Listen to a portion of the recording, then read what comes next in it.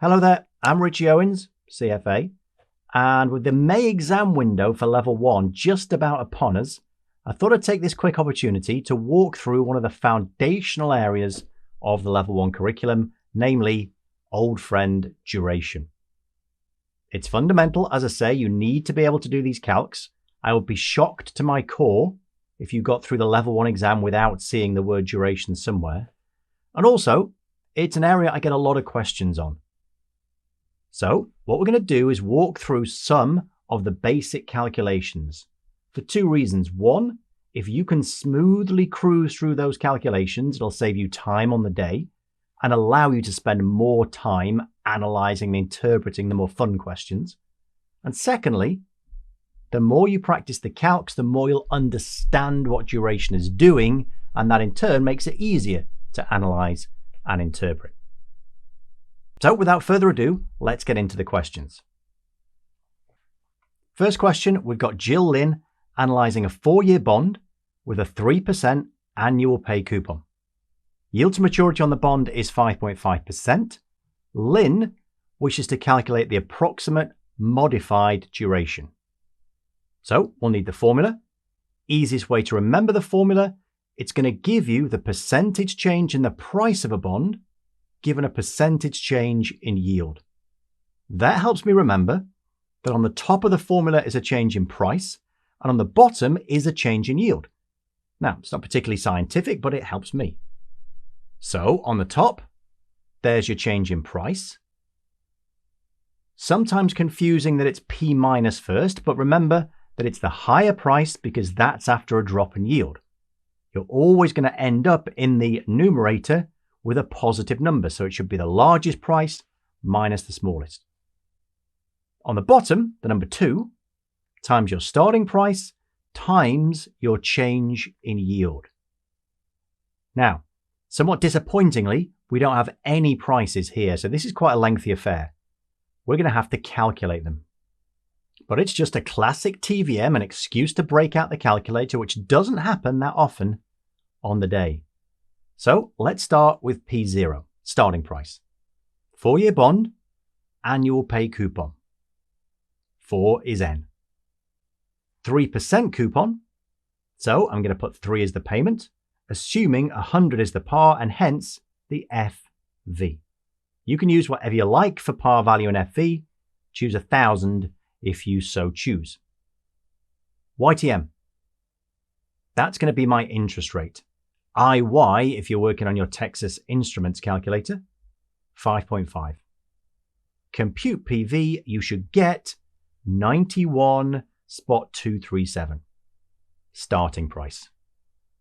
Now I need to know the change in yield, which is given in the question as 0.5%. I'm going to change this interest rate, therefore, down from 5.5 to 5% and up to 6%. No need to put everything through your calculator again. All you need to do is just change the IY. So if I punch in 5IY and compute PV again, I get 92.908. Then punch in 6IY. Compute PV again. This is fun. You get 89.605. I've got my 2 P's. We are in business in the numerator. Remember, you need to be left with a positive number. So largest price first, the P minus the smallest number you've got, the P plus, 89.605. Divide that by 2 times your starting price, that was 91.237, times the change in yield. We changed it in each direction by 0.5%. That has to go in as a decimal, so divided by 100, it's going to be 0.005. Punch that through your calculator, and if you get it right, it will flash up 3.62. Let's check it out. Plumping for B. Kaboom. Now that's everyone's favorite calculation, approximate modified duration. But note the word approximate. It is not the exact modified duration. To get that, we need another formula. So let's hit another question. It's modified duration again, but look, it's actual modified duration. No mention of approximate. We have which of the following is closest to the modified duration on a bond that has a Macaulay duration of 4.67, 3 years to maturity, a yield to maturity of 2.5%, and annual coupon payments. Well, once again, this is straight down the line as long as you know the formula. Your modified duration is your Macaulay duration divided by 1 plus the yield to maturity. Now, we've got no issues here because it's all annual. So it is just the yield to maturity on the bottom. But if it was semi-annual, you'd have to use the semi-annual yield. Divide the YTM by 2, and you'll get the modified duration on a semi-annual basis. But none of that is an issue here. It's all annual. We're in good shape. So here we go. Modified duration, Macaulay, divided by 1 plus that yield, 2.5%, gives us 4.56. We are looking solidly again at B. Nice. So 2 calculations you've got to be able to do to start off with. Next step is to actually use those duration calculations. Modified duration is used to work out the percentage change in price given a percentage change in yield. So let's have a go at that. Again, pretty straight down the line, this one. We've got a bond trading in the market at 93.2 and your modified duration of 11.2. Interest rates then increase by 90 basis points. The approximate change in price is closest to. That's what we're asked, okay? For percentage change in price, as we said, you use your duration. It's minus that duration times the change in yield. Our duration is 11.2, so minus 11.2 times the change in yield. Interest rates increase by 90 basis points, so it's a positive change of 0.9%. That leaves us with 10.0% B. But then again, you knew that had to be the right answer from looking at the 3 choices. Look at A and C. Both are 11.2%. 1 plus 1 minus. Given we have modified duration of 11.2, answers A and C could only be correct for a 1% change in yield. Immediately, that narrowed it down to B. So there's another calculation out of the way. Now, 2 more duration-related calcs, money, duration, and Pvbp. We should look at both of those terms. First of all, money. Here, we have the full price of a bond, 93.5 per 100 of par. The accrued interest on the bond is 3.23. That's a little bit distracting. Which of the following is closest to the money duration of $100 of par value? If we have an annual modified duration of 5.78. Well, money duration is your full price multiplied by modified duration. Full price is given as 93.45. And that full price includes the accrued interest. So we can just ignore that 3.23 from the question. It's already in here. We've got the modified duration. There's no messing around with Macaulay this time, so it's just 5.78. So you should get 540.14, which is B. Now, as you can see in our review tool here, we've actually got a video review which walks you through that calculation, much like we just did. Now, obviously that was sped up just to get through this video, but you get the idea. Let's do one final calculation. Let's look at that price value of a basis point. Here, we have which of the following is closest to the Pvbp of a 0 coupon bond, 5 years to maturity, current yield to maturity of 3.45%, assuming 50 million par value of the bond is held, and semi-annual compounding. There you go. Our first glance at your classic semi-annual, which is what you'd always assume for a 0 coupon bond unless you were told otherwise. In fact, you'd assume it for any bond unless you were told otherwise. And all the questions we've seen today, we have been told otherwise. We've been told it was annual. To calculate Pvbp, first of all, decrease yields by 1 basis point, calculate the new bond price. Then increase yields by 1 basis point, and note the new bond price again. Then take the difference between those two prices. That will be the change for 2 basis points. So, final step, divide that by 2. So that means we have yet more TVM fun. Here we go. 0 coupon bond, 5 years to maturity, semi-annual coupon. So 10 is N. Yield to maturity 3.45. We're going to deduct 1 basis point from that, which will give us 3.44. But remember, this is semi-annual. So before we put that into our calculation, we'll divide it by 2.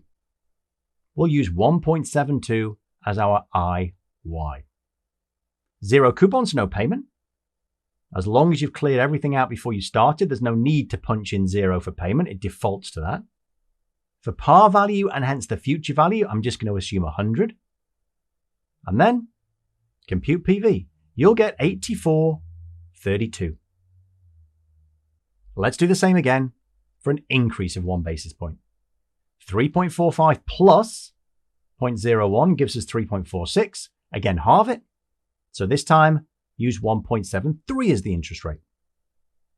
No need to punch everything else into the calculator. It's all still in there. Just change the IY.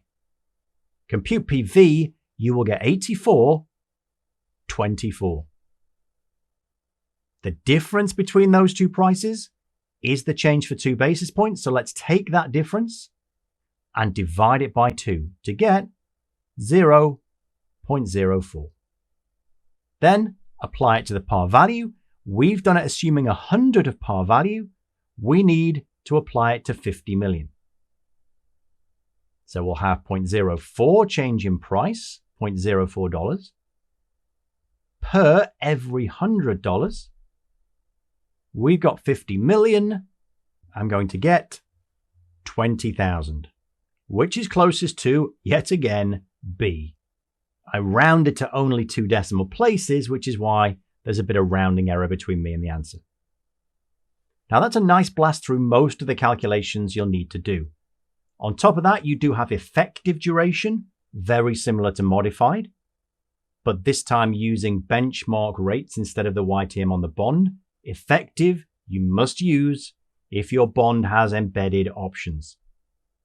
And you've also got Macaulay, which we mentioned, but that's a long calculation. You've got to get the PV of every coupon and the principal and work out the weighted average time until you receive the PV of those cash flows. I think it'll be more analysis on Macaulay rather than the long calc. But to finish off, let's do a question that isn't calculatory, just so you don't walk away from this thinking Richie just told us the whole exam is calculations. It isn't. Let's look at an interpretation question. This is still about duration, but looking at the factors. So here we have an absolute classic. We're given 3 bonds, coupon rates and maturity, and the answers are all talking about duration and convexity. So let me jot down what I know about duration and convexity and how they're impacted. I've always remembered it like this. You get higher duration and therefore higher convexity. Convexity is affected by the same factors in the same way if you have these 3 L's. A low yield to maturity for the bond.